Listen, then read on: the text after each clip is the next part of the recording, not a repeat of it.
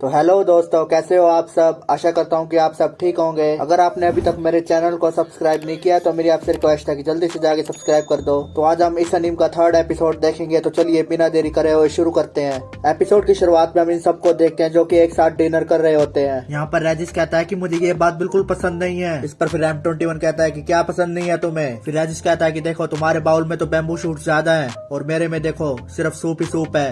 और इसी बात पर फिर दोनों में दोबारा से बहस छिड़ जाती है। इसके बाद फिर राजेश प्रिंसिपल से कहता है कि यहाँ जो कुछ भी हुआ तुम भूल जाओगे।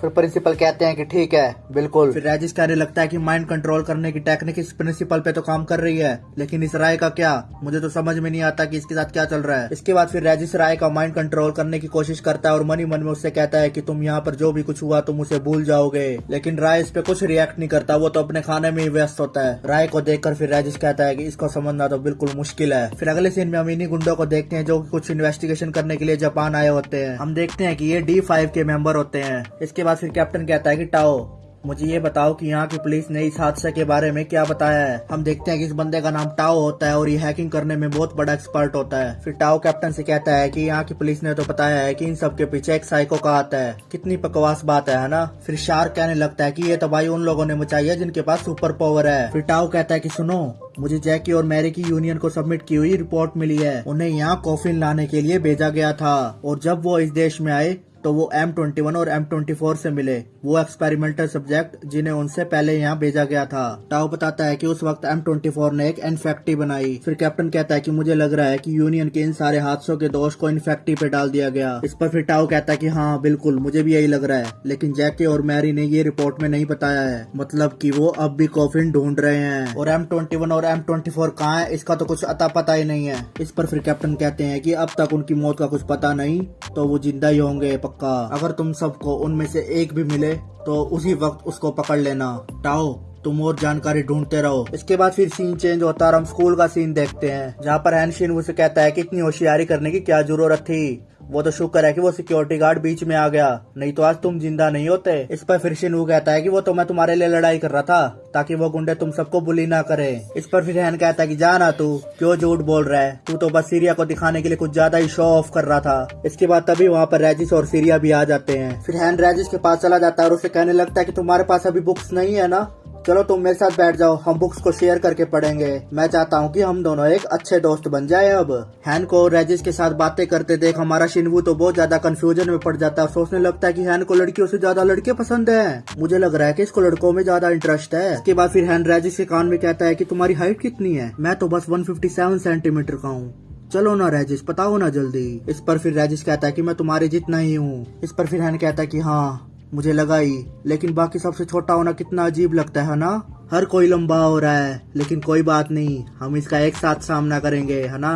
फिर राजेश कहता है कि छोटी हाइट होने से क्या चिंता, किसी की लंबाई से कोई भला क्यों डरे। इसे सुनकर फिर हैन कहता है कि तुम कितने कूल हो और तुम कितने मेंटली स्ट्रांग भी हो। इसके बाद फिर राजेश देखता है कि दरवाजे के बाहर कोई है। राजेश सोचने लगता है कि ये पक्का M21 होगा जो मुझ पे नजर रख रहा है। फिर अगले सीन में हम देखते हैं कि राजेश और सीरिया ग्राउंड में M21 के पास होते हैं। वहाँ पर राजेश M21 से कहता है कि आखिरकार तुम क्या चाहते हो, तुम हम दोनों पर नजर क्यों रख रहे हो। इस पर फिर M21 कहता है कि तुम्हें कुछ मिसअंडरस्टैंडिंग हुई है, मैं ऐसा कुछ नहीं कर रहा। फिर राजेश कहता है कि मेरे आगे झूठ मत बोलो, मुझे तुम बिल्कुल भी पसंद नहीं हो, मुझे नहीं पता तुम ह्यूमन सोसाइटी को ज्वाइन करके क्या पाना चाहते हो। फिर M21 कहता है कि मैं बस स्कूल के ग्राउंड में पेट्रोलिंग करता हूँ, यही मेरा काम है। फिर राजेश M21 से कहता है कि मानो या ना मानो, अगर तुमने कुछ ऐसा किया जो मुझे पसंद नहीं आया तो तुम बहुत पछताओगे। फिर M21 कहता है कि तुम्हारी जो मर्जी हो वो करो, लेकिन अब क्योंकि तुम यही हो तो मैं कह देता हूँ, तुम दोनों रात को कुछ ढूंढने के लिए बाहर जाते हो, लेकिन बच्चों को देर रात तक बाहर नहीं घूमना चाहिए। इस पर फिर राजेश कहता कि है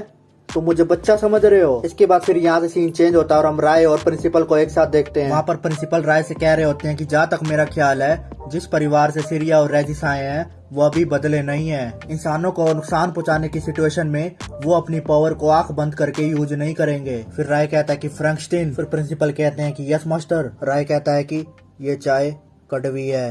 फिर प्रिंसिपल कहते हैं कि मुझे माफ करना, मैं भी चीनी लाता हूँ। इसके बाद फिर हम हैन और शिनवू को एक साथ देखते हैं, जहाँ पर शिनवू हैन से कह रहा होता है कि हैन मुझे बहुत भूख लगी है, कुछ खाने के लिए बना दो यार। इस पर फिर हैन कहता है कि मैं आज बिजी हूँ, मेरे अंकल ने मुझे सिक्योरिटी चेक करने को कहा है, इसलिए मुझे आज यही करना है। हम देखते हैं कि हमारा हैन भी बिल्कुल टाओ की तरह कंप्यूटर में और हैकिंग करने में एक्सपर्ट होता है। इसके बाद फिर शिनवू कहता है कि ठीक है, मैं ही कुछ बना लाता हूँ। अपने लैपटॉप में एक नोटिफिकेशन देख के हैन कहता है कि सिक्योरिटी सिस्टम में छेड़छाड़, अच्छा ये किसने किया। हम देखते हैं कि वहीं दूसरी तरफ टाओ भी अपने लैपटॉप के आगे बैठा होता है और ये सिक्योरिटी के साथ छेड़छाड़ इसी टाओ ने किया होता है। फिर टाओ के लैपटॉप में भी एक नोटिफिकेशन आती है, उसको देख के फिर टाओ कहता है कि वाह, मुझे ब्लॉक कर दिया। हम देखते हैं कि ये काम हैन ने किया होता है, हैन भी उसका बाप होता है हैकिंग करने में। इसके बाद फिर हम देखते हैं कि टाओ बहुत स्पीड से टाइपिंग करने लगता है। वहीं दूसरी तरफ हैन के लैपटॉप में वार्निंग की नोटिफिकेशन आने लगती है। वो देख के फिर हैन कहता है कि मेरे निकालने के बावजूद भी दोबारा, लगता है तुम ये बस ऐसे ही नहीं कर रहे हो, लो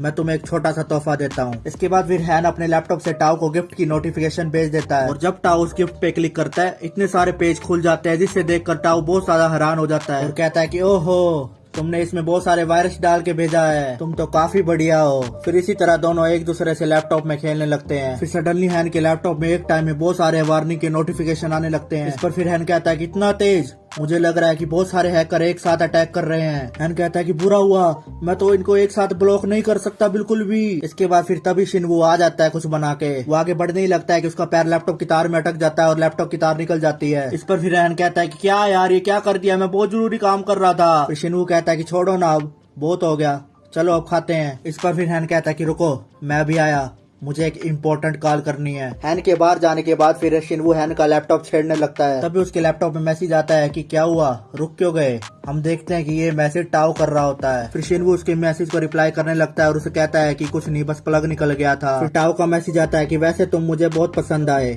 जो तुमने तोहफा भेजा वो मुझे काफी अच्छा लगा। ये मैसेज पढ़कर फिर शिनवू शौक में पड़ जाता है और सोचने लगता है कि हैन ने गिफ्ट दिया इसको। फिर टाओ का मैसेज आता है कि आज मुझे बहुत मजा आया, दोबारा मिलेंगे हम। ये मैसेज पढ़कर शिनवू और ज्यादा हैरान हो जाता है और कहने लगता है कि ये पहले भी मिल चुके हैं, इसने मुझे पहले तो कभी नहीं बताया इसके बारे में। फिर शिनवू मैसेज में लिख के भेजता है कि बाय द वे तुम कितने साल के हो। फिर दूसरी तरफ से मैसेज आता है कि 24, लेकिन क्यों। ये मैसेज पढ़ के तो शिनवू के पूरी तरह से होश उड़ जाते हैं। शिनवू कहता है कि क्या, ये अपने से बड़ी उम्र की लड़की से डेटिंग कर रहा है। फिर शिनवू मन ही मन में सोचने लगता है कि तो आज ये रेजिस के साथ इतना क्लोज क्यों था। फिर शिनवू उसे मैसेज करता है कि तुम्हारा नाम क्या है, इचिकावा, हरुटो या कुछ और। फिर दूसरी तरफ से मैसेज आता है कि मैं एक लड़का हूँ, बेवकूफ। ये मैसेज पढ़ के तो भाई शिनवू तो पूरी तरह से पागल ही हो जाता है और कहने लगता है कि हैन को सच में लड़के पसंद हैं। तभी वहाँ पर हैन भी आ जाता है और उसे कहने लगता है कि तुम किसकी परमिशन से मेरा लैपटॉप छेड़ रहे हो। इस पर फिर शिनवू कहता है कि वो मैंने सोचा कि मैं तुम्हारी थोड़ी मदद कर दूं। इसके बाद फिर क्या होना था,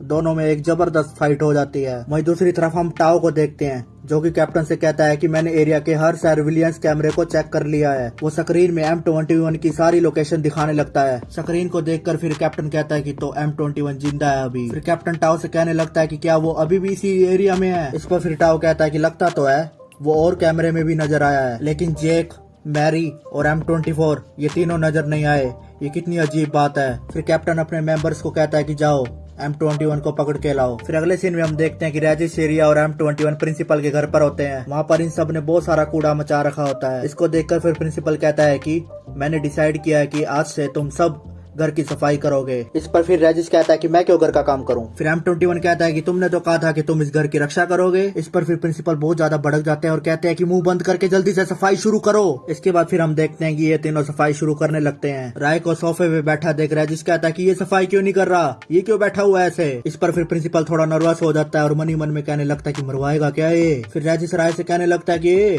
तुम खाली क्यों बैठे हो, हमारी मदद कराओ सफाई में। इसके बाद फिर हम देखते हैं कि राय खड़ा होकर वहाँ पर आ जाता है और सफाई करने लगता है। इसके बाद फिर हम देखते हैं कि रात हो चुकी होती है और M21 रात को बाहर घूमने के लिए आया होता है। तभी उसके सामने D5 के दो मेंबर शार्क और हैमर वहाँ पर आ जाते हैं। शार्क M21 से कहता है कि मैं तुझे ही ढूंढ रहा था। फिर M21 कहता है कि कौन हो तुम, क्या काम है मुझसे। फिर शार्क कहता है कि हाँ M21, मुझे बहुत काम है तुमसे। ये सुनकर फिर M21 हैरान हो जाता है और सोचने लगता है कि इसको मेरा कोड नेम कैसे पता। फिर शार्क M21 से कहता है कि D5, कुछ याद आया। ये सुनकर फिर M21 कहता है कि D5 यूनियन की स्पेशल फोर्स टीम। फिर शार्क M21 से कहता है कि चलो हमारे साथ चलो, नहीं तो तुम्हारे लिए बहुत बुरा होगा। M21 मन ही मन में सोचने लगता है कि मुझसे ज्यादा स्ट्रॉन्ग है, क्या करूं मैं। फिर शार्क M21 से कहने लगता है कि ओह कांप क्यों रहे हो, मुझे ये बताओ M24 कहाँ पर है, क्या उस मोटे बुड्ढे के साथ काम करना मुश्किल था? इसे सुनकर फिर M21 भड़क जाता है और शार्क को मारने के लिए आगे बढ़ने लगता है, लेकिन M21 शार्क के आगे बिल्कुल भी नहीं टिक पाता और शार्क M21 को उठा के उसे नीचे पटक देता है। तभी वहाँ पर रेजिस और सीरिया भी आ जाते हैं। रेजिस M21 से कहने लगता है कि तुम यहाँ क्या कर रहे हो? फिर M21 रेजिस से कहता है कि पीछे हटो, जाओ यहाँ से। फिर शार्क कहता है कि कौन है ये दोनों,